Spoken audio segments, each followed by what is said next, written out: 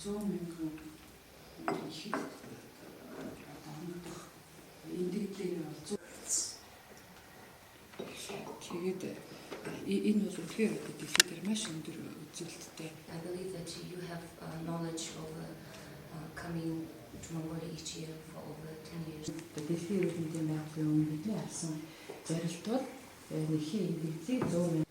So now I think to exchange my thoughts on your opinion about Энэ индикатор бол индикаторыг бол одоо 26 хүртэл хувааж чадсан. So at least мага.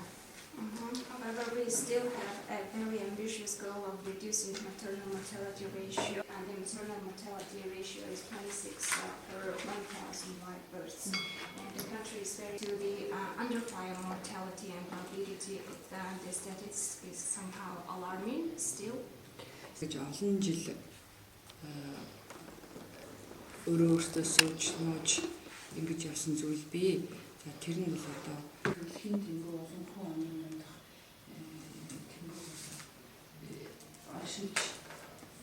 The health statistics with regards to the sexually transmitted disease is alarming. Specifically, I would like to talk about syphilis, and due to these complications of syphilis with pregnant mothers, we have